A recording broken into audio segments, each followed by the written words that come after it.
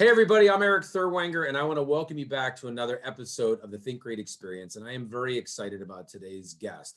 We have Dave DesRochers with us today. Dave is an ex-NFL player for the Seattle Seahawks. He is an entrepreneur. He is an actor. He's a speaker. He's a spokesperson. He's a coach. And I've had the opportunity to talk with him before, and he's an amazing guy doing amazing things. Dave, welcome to the show. Glad to have you here. Well, thanks a lot, Erik. And let me just say, you're starting off on a great foot by pronouncing my last name right. But then I do recognize you and I have the same struggle, I'm certain. So we do. The struggle is real. The struggle. Everywhere I go, wherever I go to speak, they always say, "I have a question for you," and I said, "It's pronounced Thurwanger." Yeah. Before they even start, and I have to say mine 3 times, and they still won't get it right. So, well, hey, I'm glad I nailed it for you. Yeah. And you actually know how to say it in French too, right? DesRochers. Yep. DesRochers. It's awesome. I know that mine in German is Turvenger. So, we really are in the same boat. And as we start off here, one of the reasons that we connected is you do some amazing things for veterans, and I, as a veteran myself, appreciate that. And we come from a team building background, myself in the Marine Corps and you in sports, and you're working on great things right now. But I got to ask, I know a lot of people ask you about your football background and what it was like to play on these teams. But I kind of want to start off with what was it like to be part of that level of teamwork that people only dream about? I mean, that's gotta leave a lasting impression with you, like it did with me. But Yeah. how was that being part of such an elite team? So, yeah, there's certain dynamics that change as you go up that ladder too, and as the money becomes a part of it and the business becomes a part of it, it loses it loses a little bit of that team dynamic because you don't want to lose your job.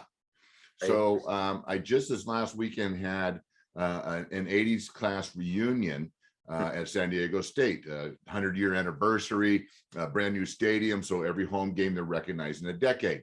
And they asked me to captain it. And we got a bunch of guys there. And I'll tell you, man, it was just, you look around and you're like, man, I haven't seen that cap for 30 years, 35 years. But we spent time in the locker room, whether it be a year or 5 years, depending if they came in with me or if they're, leaving or coming in. And it was neat.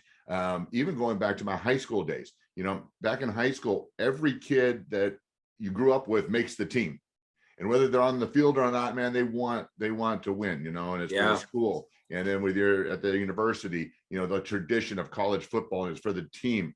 But then, boy, once you get to the professional level, you're getting a check, and the check's predicated on you staying on the team, and the other guys are competition, and I think it's evolved even more than that now with these huge contracts. Yeah. And I was fortunate to play with a guy like Steve Largent, who, was destined Hall of Famer. You knew he was, whatever year that was, his 12th year. And he's laying out for catches in practice. He didn't need to do that, but that's how he played. He practiced that way. He played that way.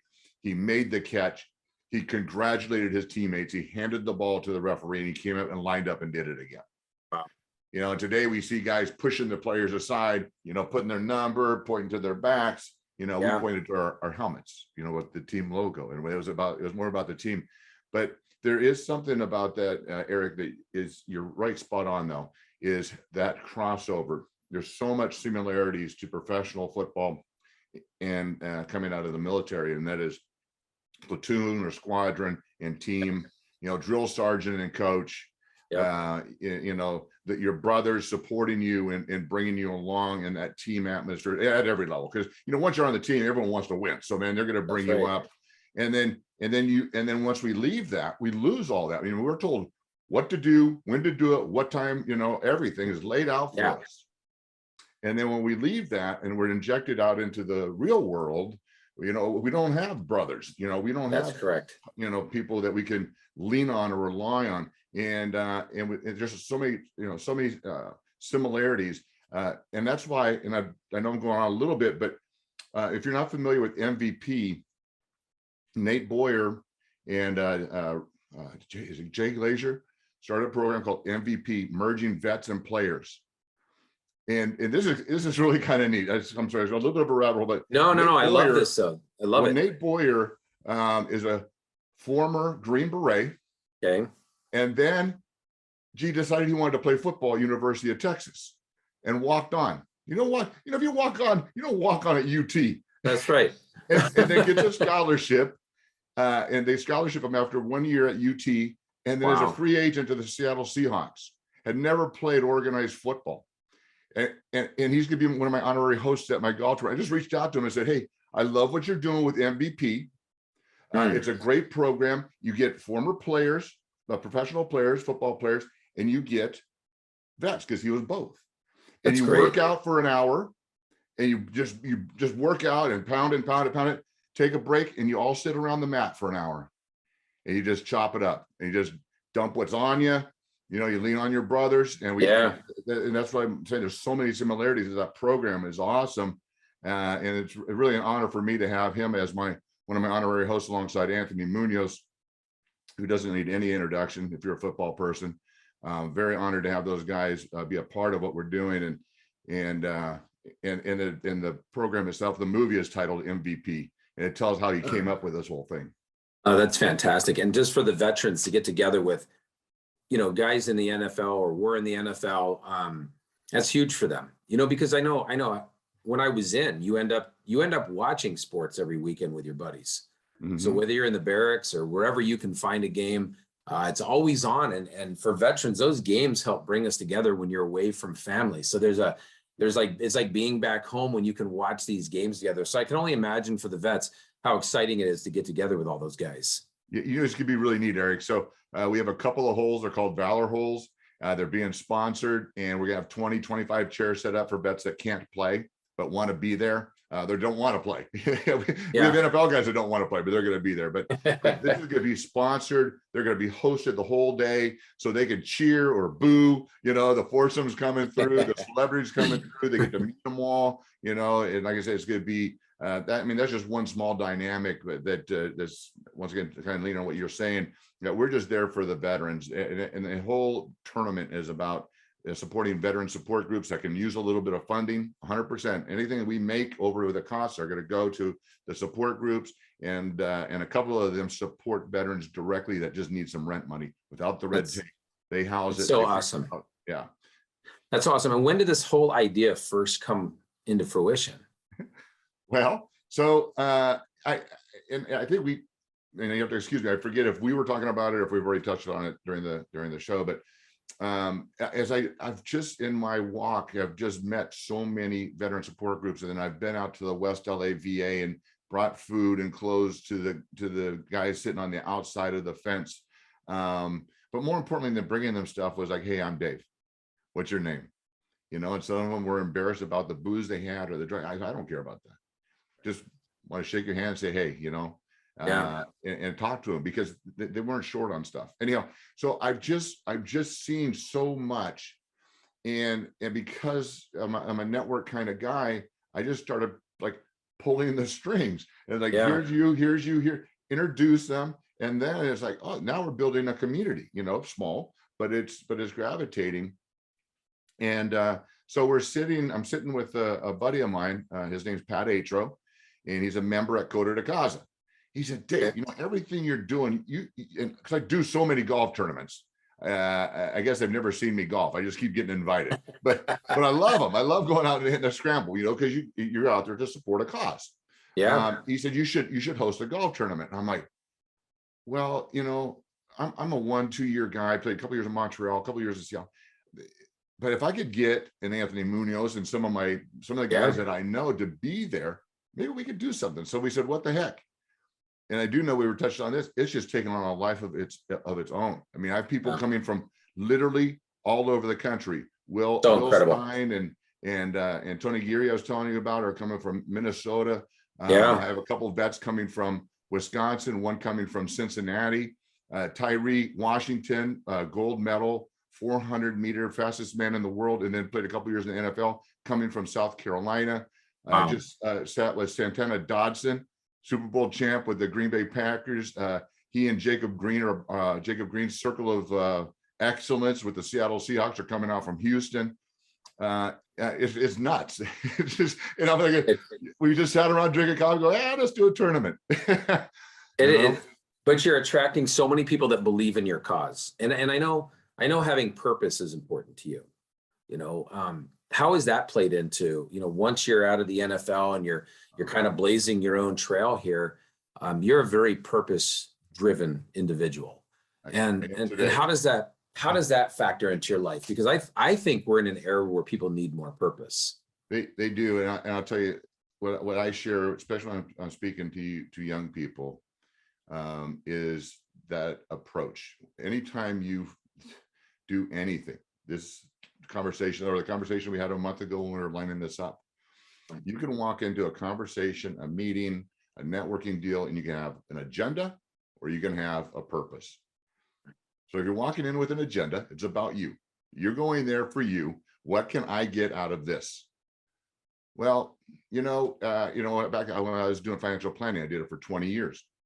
And what I tell young people is that if you look across the table and you see a dollar sign over their head, you've already lost. Because if you're a good salesperson, you'll get that dollar. They'll feel sold. Right. And this is any coffee meeting. If somebody leaves there thinking you were there to sell them something or get something, you're not going to talk to them again, nor will you talk to anybody that they know. Now, absolutely, when we walk in with a purpose, I'm walking in going, I don't know, Erik, what can we do together? What can I provide or bring value to you? Let's forge a relationship and let's see how we can make a difference together. Now, would that result in business? Well, no, but you know what? A relationship is a great first step. And then we're forging something and we're doing something together.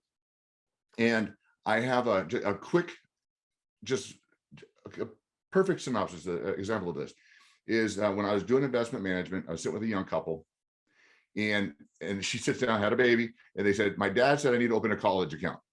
And we want to do $100 a month. I said, okay. Well, I'm going to give you my first recommendation. Let's start with 25.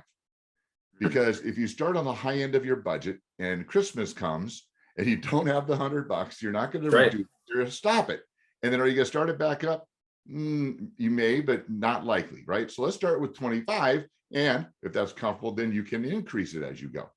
And then I went into all the different investment options and why I would select this one. And they're like, can we just give you $25? No, this is my job. This is what I do. This is how I create value. And this is my purpose, right? And so I then went into the thing, and an hour later, they're signing the paperwork and they did it. A couple of weeks later, Dad comes in and goes, Dave, my daughter told me everything you did. You talked them out of money. And he goes, I know you made nothing doing that. He said, but I appreciate that. He said, I've been having some second thoughts about my portfolio. Do you mind taking a look at it? And I did. And his first check to me was for $850,000. I ended up doing $2.5 million with him because I didn't have an agenda. I was doing what I love doing and helping somebody else. And they told everybody they knew. And I love that. That's kind of what the approach of the purpose deal is that, all these relationships and, going back to me doing this little tournament or even my nonprofit, everybody wants to know about it because of all the things I've been at and I'm constantly at and supporting other people with no agenda.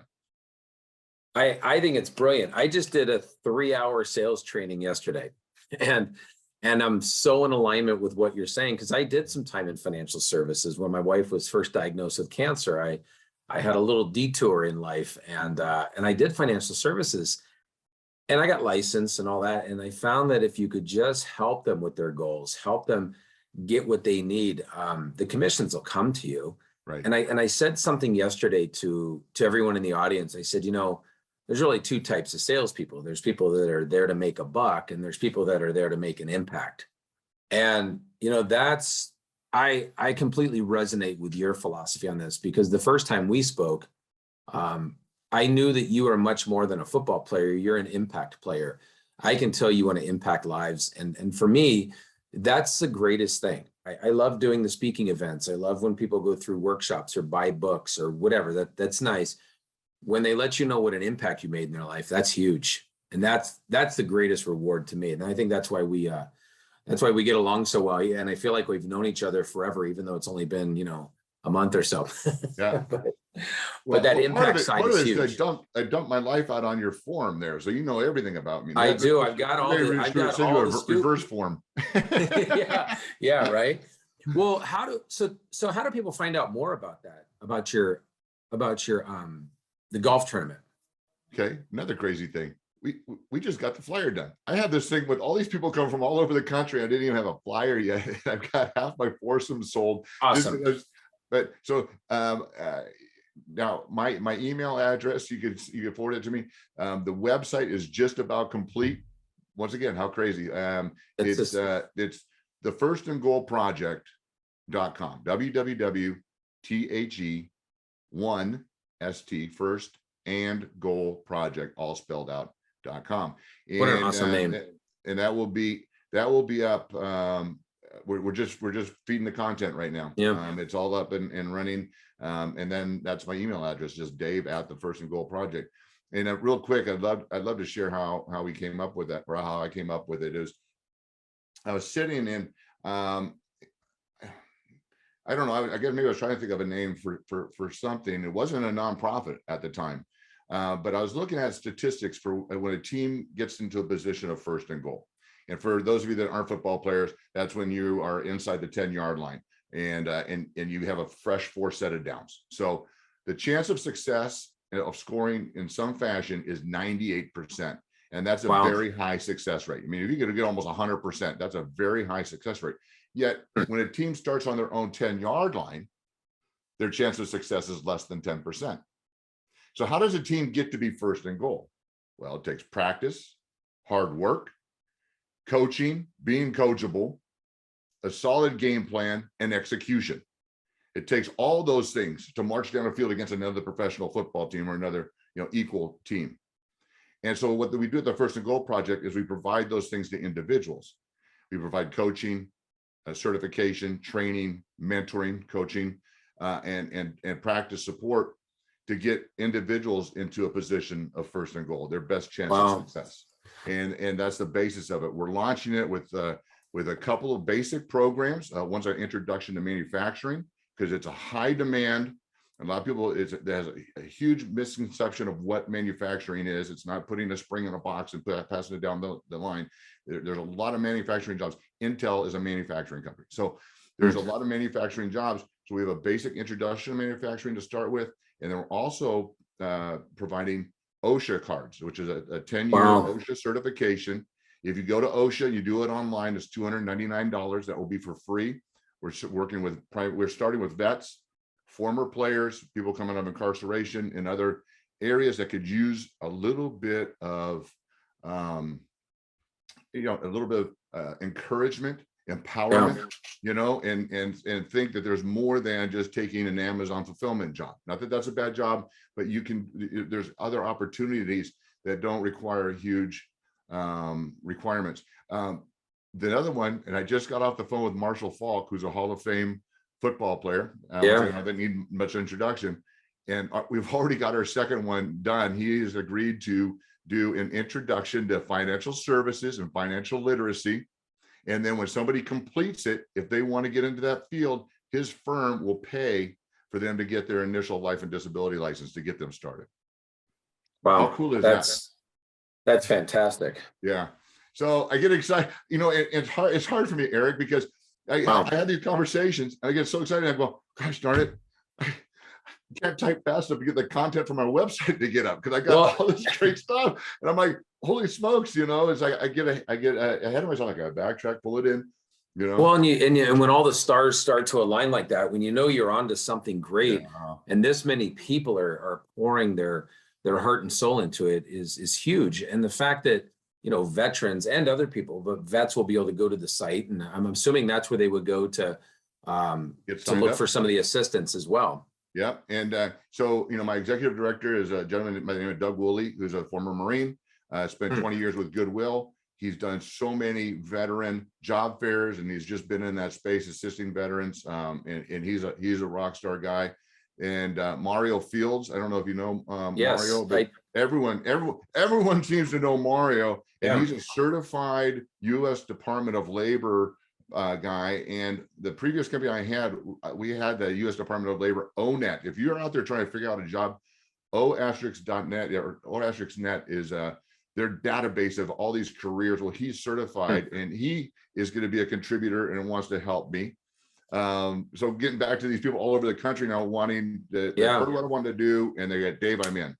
So I just think your stat, I love giving some stats when I speak and I do my training and development sessions, but that first and goal stat compared to being on your own 10-yard line is, that's powerful. Yeah. And I think people coming out of the pandemic probably feel like they're on their own 10-yard line. I think they feel like the odds are stacked against them. And so, by you getting them into that mindset of first and goal, that's so needed right now, so relevant. Right, Erik, right now, so if you like statistics, it's about 60% of people are dissatisfied or disengaged in their job, 60%. Right. And right now, I think about 50% of people transition jobs every year. I mean, there's a huge number of people in transition, just searching, and they're just taking this spray gun approach. They don't have any process in place. Right. And I believe right now it's about 70% of people, 15% are actually counterproductive to the company. They hate their jobs so much. They're sabotaging their company by not working or giving horrible service. And it's causing the company money for them to be there, aside from their salary. And it's crazy. Yeah. So there's so many resources out there, but man, gosh, if you go to Indeed and try and navigate that, and I've had people ask me, well, how do you compete with Indeed? I said, I'm not. I don't want to. I am going to be a network, a boutique. I know you know what we're doing. You're going to hire our people when they get done, and it's just going to start organically. And there's so much opportunity, but more importantly, there's so many people that need help. And you mentioned it earlier. If you do the right things for the right reasons, you don't have to worry about the commission. You don't have to worry about anything. The money will come. But if you're worried about the money first, man, that's just the wrong end to start at. Well, and I think too that you've got to get into that right mindset. And one of the things that you've mentioned before is, from the transition standpoint, another thing that veterans and professional athletes have in common, they transition out of a world where there is Big Brother and there is rules and regulations and things that you do, and a very strict team environment, if you will. The transition side is important, but you have a mindset of helping people look for careers, not jobs. Absolutely. And I love that, because I talk about that when I speak. From a leadership standpoint, I say, it's usually the people that are there just for a job that'll tell you, it's not my job when something comes up, right? There's all these things that people in that mindset say that's like nails on a chalkboard, but I think that's a pretty deep way of looking at things, right? There's a way we can perceive things. It can be a job or it can be a career. What are your thoughts on that? Like, how do you express that to people who might just be looking for a job, and then here you're giving them this paradigm shift of surely be looking for a career? Well, so this is probably the extreme. Is the other startup I did was created a online software program that people could determine their best suited career based on all of their intrinsic characteristics. So most of these programs you've seen are going to be a personality driven test. It takes 20 minutes and it just tells you what you love. Well, Erik, I love dancing and I love singing, but I'm not good at either. So I shouldn't be doing it. So I'd pay to see it, though. I would pay to see you dance. Well, I can dance a little bit, but what you're good at is your aptitude. Yes.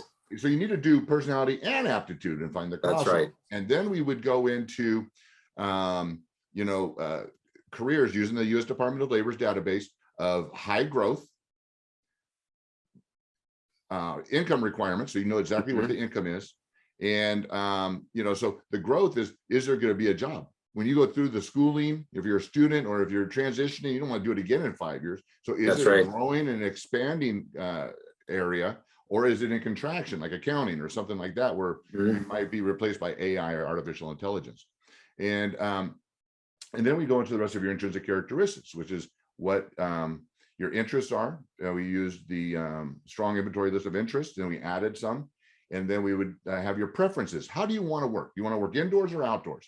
You Yeah. want to work 40 hours a week, or if you're entrepreneurial, you want to do whatever it takes. Do you want to work in a team or by yourself? So you have either ors, but you take the 5 top of each of these areas, go back, take a look at those jobs, and then we use your traits, your natural traits, and they would be derived from those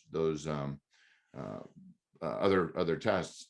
Yeah. And then we can narrow it down to your top 2 careers that you're most likely going to love doing and be good at.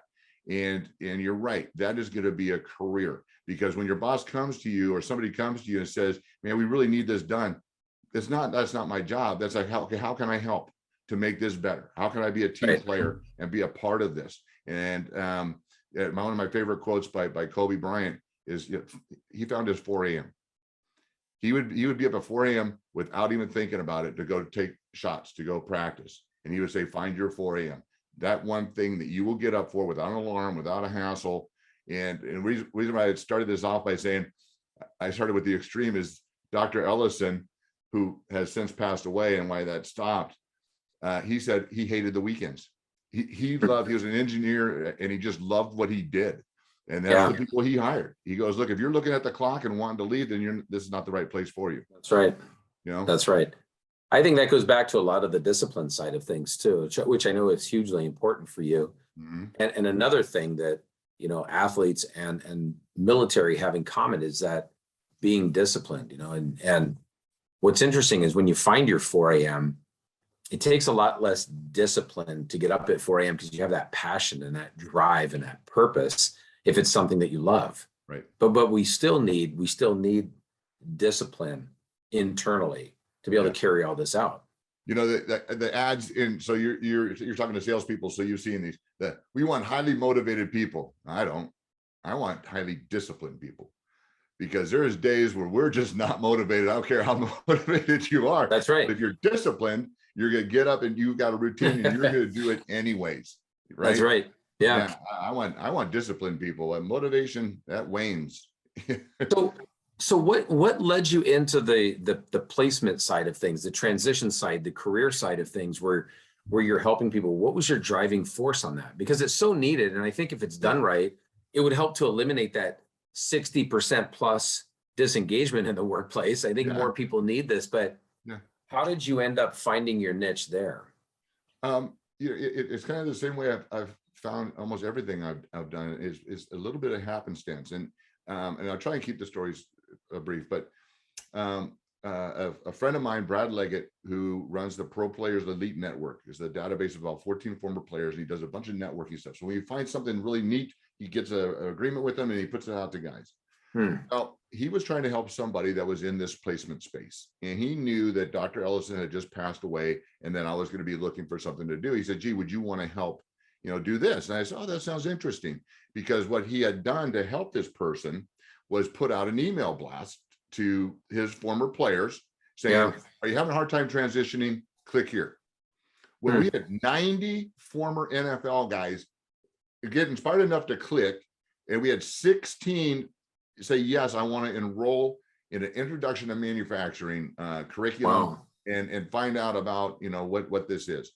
And so I had just come on board, and I told the person that was running it, look, I will take these calls. And I know these guys. So not that I knew them personally, but I know, how to speak to them. I allowed 15 minutes a call. Hey, I'm Dave. Here's what we're doing. I'm glad you're going to do this. Here's how you sign up, and we'll see you in 2 weeks. Every single one of those calls, Erik, took over an hour. And it was, Dave, I'm lost.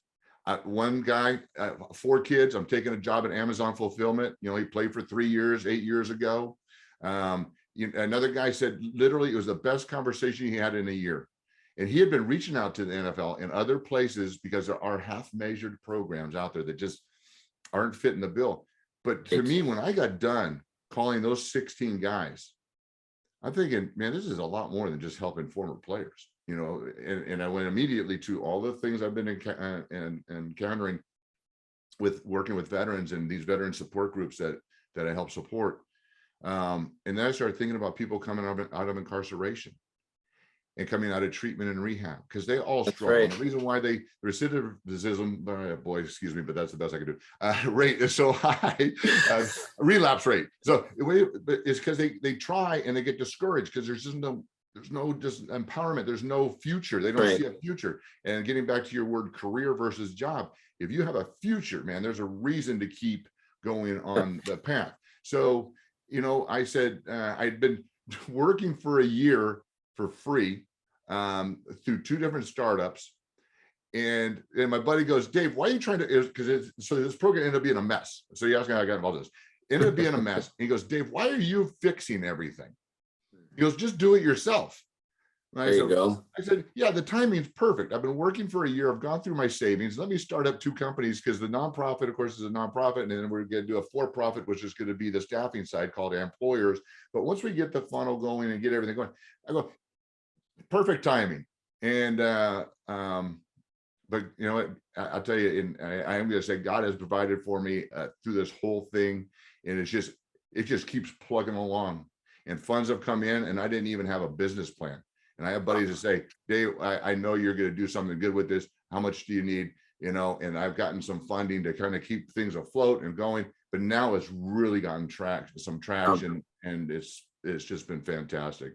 So is Amployers fully up and running now, or no? Is it... So Amployers is the for-profit side, and that's getting back to my purpose. My purpose is to help people. Yep. So, if it were about money, I'd start with the for-profit side, get some funding in, and just start placing people in jobs. I don't want to place people in jobs and then have them not be any better off. What we want to do is we want to say, hey, look, we got some mentors. We've got this whole staff, all these board members all over the country, helping with mental health, helping with all these different things. So no matter what you're doing, so when you go to that job and you struggle, you don't feel like you're sitting there and abandoned and quit. You reach back out to us and say, man, this boss is killing me, or this person, or I'm just not fitting. What am I missing? How can I be successful here? And because they'll of course help with the retention part of it, but we don't want to just be a staffing company and just put people into jobs and then not be any better off and still struggling. So it's going to be this whole community that to ensure their success. Once we get that up and running, and because right now I have affiliates that are willing to place people for us.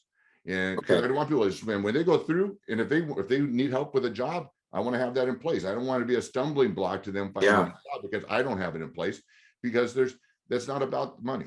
So it's about getting them going and getting that rolling. Once we get it rolling and we're getting people through, then we can start the staffing part of it up, because you only funnel so much money through a nonprofit, Well, and the transition side is so harder than most people realize. Yeah. I think that's where a lot of the stress comes into play. It always seems great transitioning into something new, but there's so many variables that come with it. I mean, I was only in the Marines for 4 years. So transitioning back wasn't too uncomfortable, but I was shooting for a career in the film industry. So it ties back in with what you're saying. I had purpose. I wanted to get up early every morning. Plus it had already been beaten into me in the Corps. So I was used to it. But I loved getting up. I loved going to film school. And then when I started working in the industry, I loved it. So it was never a job, it was a career. And that's a huge shift that happened.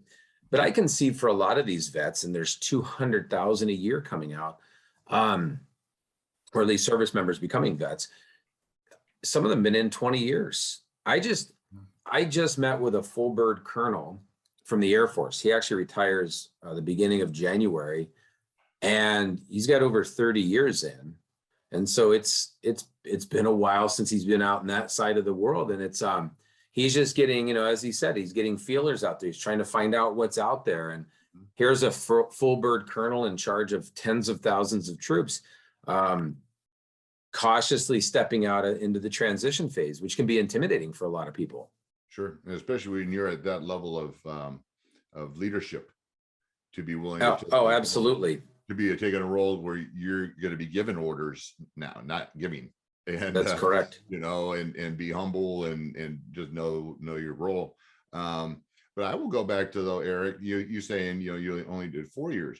And I would say that's probably the demographic that probably needs the most help, because frankly, a lot of them went in because they really didn't have much going on, and unfortunately, especially like with Army and some of these other areas that, they're going, gee, maybe I'll get some training here. And what's not in place, and the reason I know it's not in place is because I have 2 numbers to 2 officers at the DOD. I won't say who they are, but I've been given their numbers because they're trying to fix this.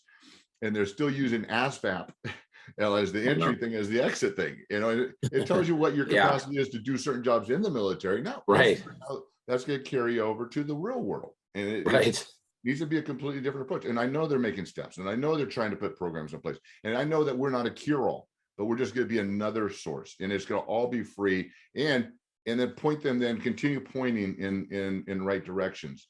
We're aligning ourselves with folks that have that reach, that scope, nationwide, and have avenues to help, every single person that comes through. So you'll have the ability to help out veterans. So somebody like myself, so I'll only serve 4 years, or somebody that served 24 years, you'll be able to help all of them. Yeah. It's incredible. It's awesome. And I'll tell you this too. If people go, well, how are you going to know? And I know there's ways to know. I'm not going to get caught up. If somebody is so desperate that they're going to steal valor to get a program, well, you know what? We're here to help. Pretty much anybody. But our heart is is with veterans and of course former athletes, because not everyone gets a chance at the pros, but they bring the same desirable things if they got it, if they got to a Division I school, or if they made it to to the Olympics, or things of that nature. It doesn't matter. There's certain just attributes that employers are looking for, and we want to help because we understand the dynamic. Well, I think that there's so much to be said about the passion that you have. It's genuine, it's authentic, it's undeniable, and I think that's why you're attracting so many people to it. I can personally help by spreading the word out to the veteran and the military community for what you're doing. So I'm excited to do that, and I would love to partner with you on that and help get the word out there, because like we're going to the Marine Corps ball this Saturday. So my wife and I are going, and my daughter and her boyfriend, and for my daughter and her boyfriend, this is going to be their first Marine Corps ball. So they're getting to experience, what this is like. I love that I will have a resource to share with these guys, because I meet service members and veterans all the time, but especially the service members who are about ready to get out. It's a big leap for them, especially when that's been your whole world. Yeah, and start doing it before. As I encourage players, in the off season, instead of sitting around playing Madden, go out and do an internship. That's leverage your celebrity. And that's, I think it's getting to be, at least it appears to me more so. People really do want to help. And it's not giving a hand out. It's giving a hand up. It's honoring you and thanking you, not feeling pity. And so use your celebrity, because that is your celebrity. You've worked hard for it. You've gone through it all. You've protected our country. Now let people help. And it's not a pity party or anything like that. It is me, not ever have done that, saying thank you. And if I can do something for you, then please, let us help. And that's a big thing for them, because they always feel like, well, my buddy might need it more than I do. And so the fact that it's available to everybody, and once the word gets out that they can trust this organization, as they already do, because there's so many organizations out there that say, and probably for the sports community too, but I can speak for the military community, there's so many people saying we're here to help. But I think you hit the nail on the head earlier. I think a lot of them just have the dollar sign above a veteran's head. And so with your focus on it, that trust level is going to be built quickly and nationwide, if not globally, because we have troops everywhere. Erik, you're exactly right. And I'm not going to, it's not going to be a positive thing to say, but it's just like, people in church, that put the fish on all their advertisements, and they just bring people in by quoting scripture. But if you listen to what they're quoting stuff to guilt you into buying their stuff.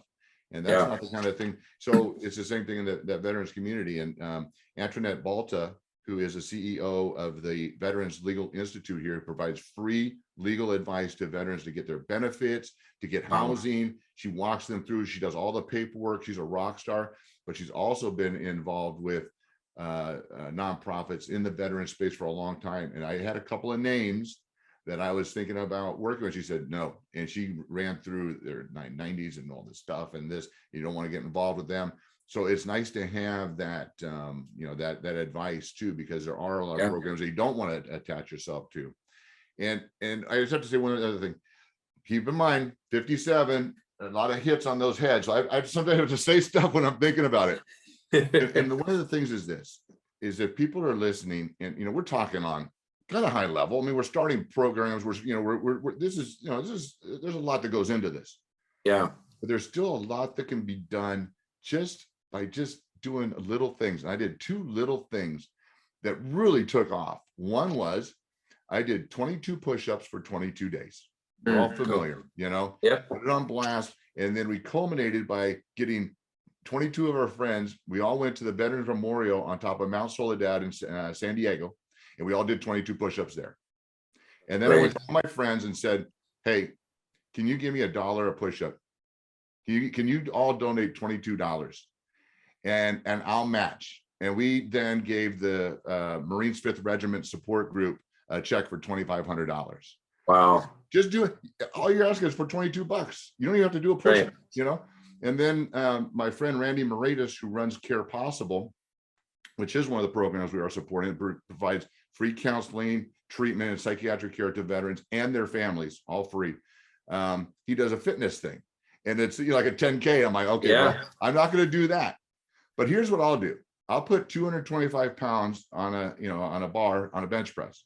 And I didn't tell any of my friends how many times I was going to do it. I kind of surprised myself. So I said, give me a donation per rep. I had some friends going, how many are you going to do? I said, I don't know yet. So when I had done 30, there were some guys that weren't very pleased. but they knew it was going for a good deal. And once again, raised over $2,000 for his program with just, people wanting to help. That's how easy it can be to go out and help local groups. And then all of a sudden you're connected too. Yeah. I mean, if your heart's into helping veterans, it's very simple to find somebody in your community and where you're at and reach out and say, hey, what can I do? And there's a lot of you have to think outside the box a little bit. Well, and I think that, just continually taking those steps and proving to that community you're there to help, the word gets spread. We have actually, we've been very fortunate. We've awarded, and we didn't start up too long ago, 2019. So only about 3 years ago, we started our foundation, the Think Great Foundation, and we've been awarding scholarships. Took a little hit for 2 years during COVID, but hey, we bounced back, and now we're on first and goal for our foundation, which is awesome. But you keep doing it. The reference. I just love it. I love it. I can't get it out of my head. It's so good. Awesome. But we wanted nothing in return. We just said we're giving back. So everything that comes in, we send it back out in the form of a scholarship, or it goes to help raise money to bring in more money we can send out in scholarships. And now we have bases and commands that are referring us. And I already had the trust of being a vet, but I still had to prove that this organization is here with a purpose. Like you said, not an agenda, but a purpose. I love that. And that was the biggest thing. And now we've awarded scholarships out in 20 different states and DC. And some of them have gone out to people who are overseas. And so it's an exciting process to watch it all come together, to have that vision, and it starts to grow beyond the vision is pretty exciting. And that's what I see is happening here. You've got the vision, you got the purpose, you got the passion. And pretty soon it just, like you said, it starts taking on a life of its own. And I can picture military families getting to understand about, your organization and be able to refer that to their family members who serve. Because there's 2 million people serving right now. At some point, they all take the uniform off for the last time. Yeah. And they all transition. And the craziest thing, and I didn't understand it until many years after I got out. I just figured when you retired from the military, you were retired, you were set.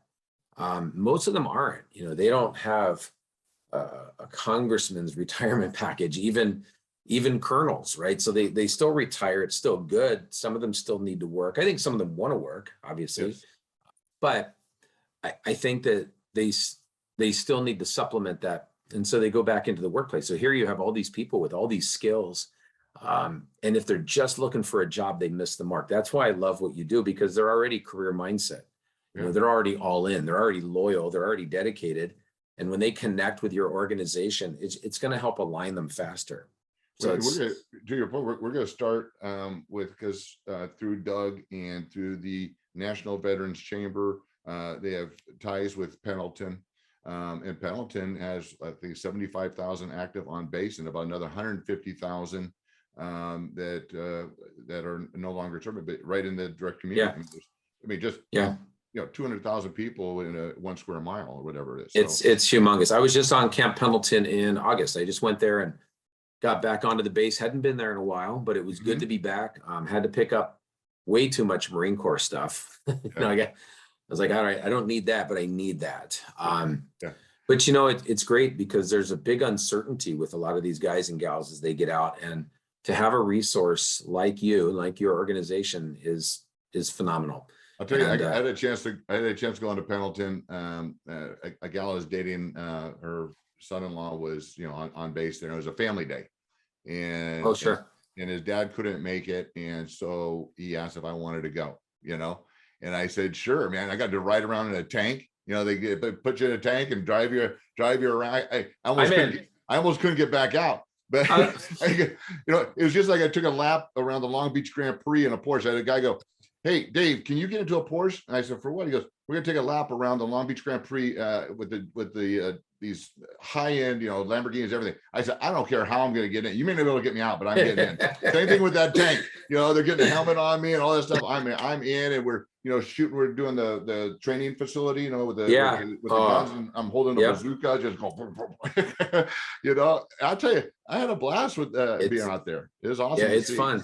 Yeah. And I mean, you getting in a tank, I would have paid to see that too, because you're what, 6'6", 6'7"? Yeah, well, I used to be 6'7". Now I'm 6'6", and I'm only 285 now. I used to be big, but I had a picture, but it's like 2 phones ago. It was a great picture. It was just me, cheeks, a helmet, and the tank, sticking out the top. and firing the machine gun.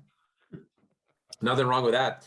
No. I think what's great about conversations like this is, we focus on one segment of the military, the spouse. And in my opinion, the spouse is that unsung hero, but they also know so much about what that service member or veteran is going through, what they need.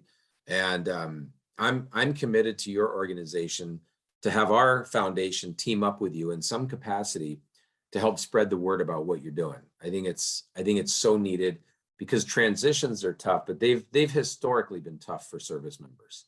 And I was thinking the same way as we've been talking, that we do need to team together, the like minds, the energy, all those things that you're saying, and then the purpose, and making a difference together. The thing is too, is that one thing just in this conversation with you that enlightened me, much like what my friend Randy does, is it's not just the veteran, it's the spouse, and why limit it? Because if we're trying to make a difference to that household, to the, because maybe the spouse is a 20-year colonel, but the kids have left and the wife is looking for something, why can't we help them too? So that's been an eye-opener for me, and that I'm certainly going to discuss with my executive director. And I don't see why not. Like I said, we're gonna have this thing funded so well and be able to put people through. It just only makes sense. And for us, we're awarding scholarships, so all these spouses can continue with their educational goals, which will lead to their career goals. Mm-hmm. It's a natural fit. Yeah. And yes, I would love to help bridge that gap.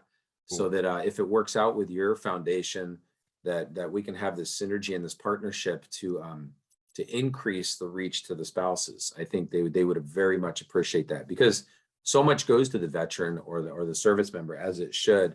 And sometimes some organizations can extend it to the spouses. So if that works out, we're all in with you, and we'd love to help turn first and goal into a touchdown.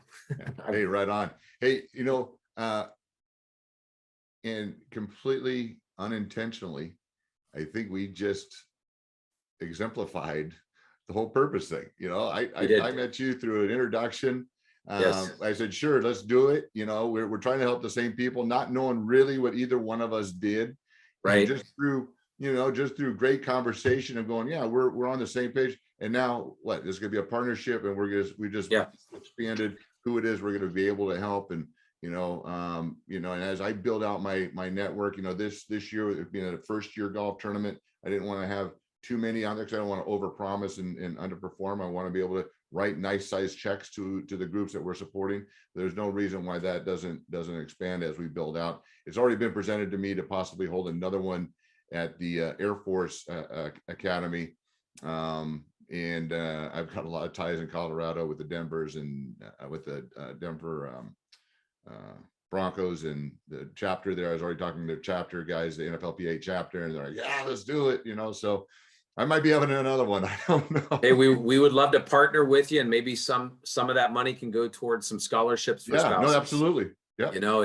It would be incredible. And I think that's when you get two purpose-driven individuals and their organizations together and create even more synergy. It just gets even more exciting. And there's so many people we can help. There's no shortage. And you know what? We couldn't have scripted this. It's totally organic. This is awesome.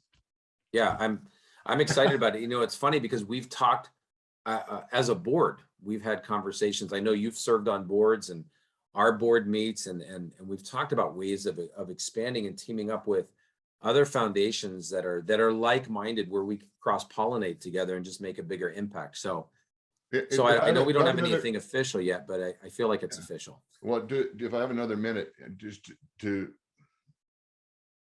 validate your point, is that when I first wrote it down, this is what I'm doing. Got my articles of incorporation for both programs.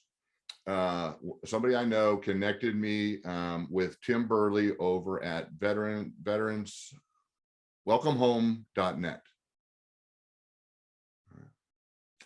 Shoot, that's okay. He's gonna come to me. What's good? CTE's in effect.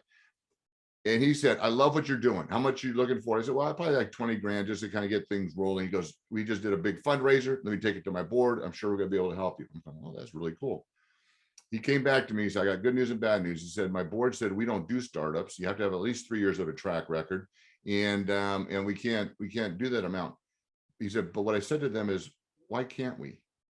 He goes, unless we start helping some of these startups, we're not going to grow our footprint. Right. We're not going to expand what is going to be available to people. He goes, I've talked to this guy and I believe in him. And he goes, we're going to send you a check for $2,500. And I told him, I go, Tim, it's more than the money.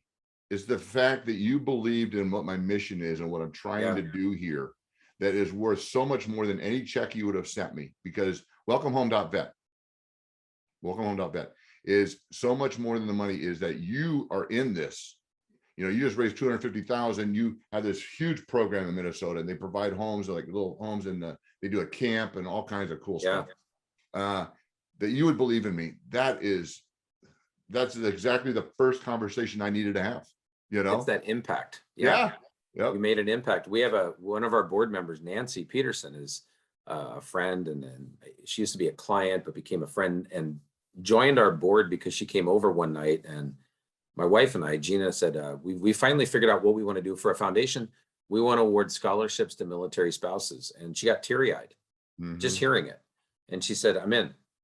And I think when you have that passion and that purpose-driven organization, it attracts people. And to be able to help out these communities, the sports community, even the incarcerated or the military community and their families, it's a huge reward. And it's doing something great for our whole society. So I'm excited because that's where my heart lies, in helping people, making that impact. So I just know that whatever we set our minds to, Dave, we're going to go get that. We're going to tackle anything in the way, and we're going to get touchdowns and the 2-point conversion on everything. Well, how about if I block? I block and you. I would like that. I was going to ask you if you would do that. I think that's much more in your wheelhouse. Yeah. And but I will team up with you as a loyal team member.